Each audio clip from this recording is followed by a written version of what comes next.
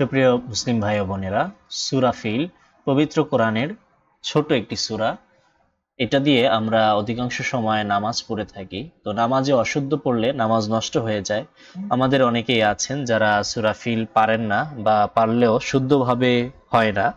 আজকের এই ভিডিওর মাধ্যমে আমরা সূরা ফিল বিশুদ্ধ করব এবং মুখস্থ করব। আপনাদের সুবিধার্থে প্রত্যেকটি শব্দকে আমি ভেঙে ভেঙে উচ্চারণ করব, এরপর একত্রে উচ্চারণ করব। আমি তিনবার করে পড়বো, আমার সাথে সাথে আপনারাও পড়বেন, পড়ে মুখস্থ করার চেষ্টা করবেন। চলুন আমরা শুরু করি। শুরু করার আগে ভিডিওটি যদি আপনার উপকারী মনে হয় বা আপনার সামান্য উপকার হয়ে থাকে, তাহলে অবশ্যই ভিডিওতে একটি লাইক করুন, কমেন্ট করুন আর চ্যানেলটি সাবস্ক্রাইব করুন। চলুন তাহলে শুরু করি। বিসমিল্লাহির রহমানির রহিম। ألم تر كيف فعل ربك بأصحاب الفيل এখানে 3 আলিফ টান।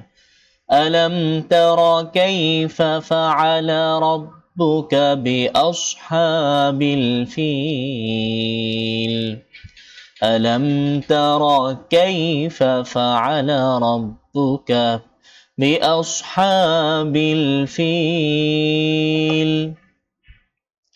ألم يجعل كيدهم في تضليل ألم يجعل كيدهم في تضليل ألم يجعل كيدهم في تضليل وأرسل عليهم طيرا أبابيل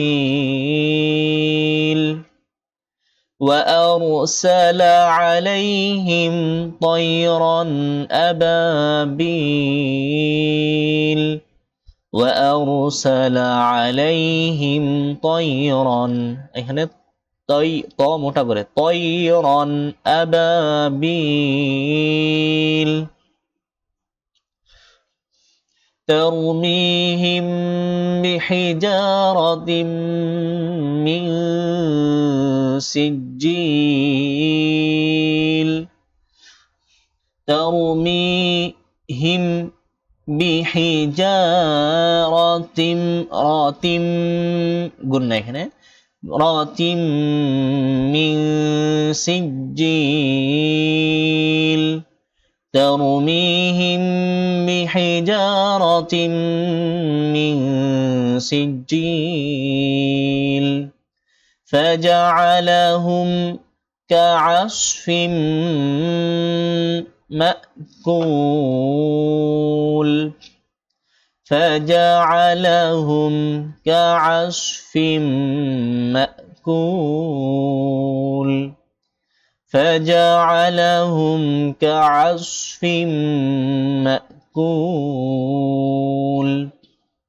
আবার শুরু থেকে ألم تر كيف فعل ربك بأصحاب الفيل ألم يجعل كيدهم في تضليل وأرسل عليهم طيرا أبابيل ترميهم بحجارة من سجيل فجعلهم كعصف